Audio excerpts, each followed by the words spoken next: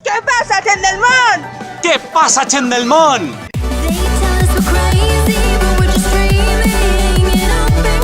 Benvinguts al món de Juan y Patri.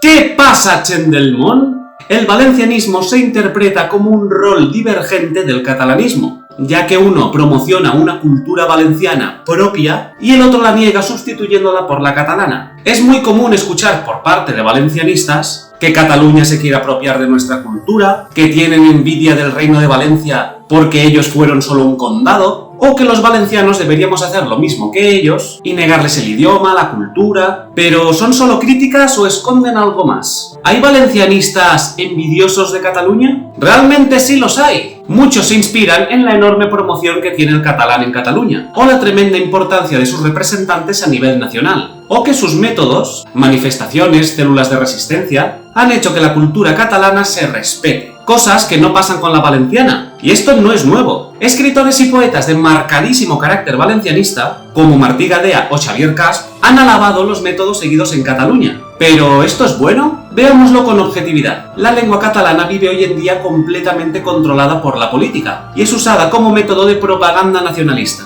lo que ha causado un gran adoctrinamiento y al mismo tiempo un rechazo absoluto entre la población. Cataluña tiene gobiernos caóticos, con el mayor índice de corrupción de España y uno de los mayores de Europa, y que viven del nacionalismo. La sociedad catalana está dividida, con grupos radicales por un lado, que han provocado un éxodo masivo de empresas y turistas, y por el otro se ha inventado una comunidad autónoma ficticia llamada Tabárnia. ¿Realmente hay que tener envidia de eso? Cataluña tiene sus propios problemas, y Valencia los suyos, cada una con su historia, su lengua y su cultura propias, y ninguna tiene que envidiar nada a la otra. Así que si te ha gustado el vídeo, dale un buen like para que nosotros lo veamos, compártelo, comenta, suscríbete y activa la campanita de las notificaciones para no perderte ningún vídeo, y aquí abajo en la descripción del vídeo encontrarás nuestro canal secundario y nuestro Patreon por si quieres echarles un ojo. Pero sobre todo, no te vayas del mon.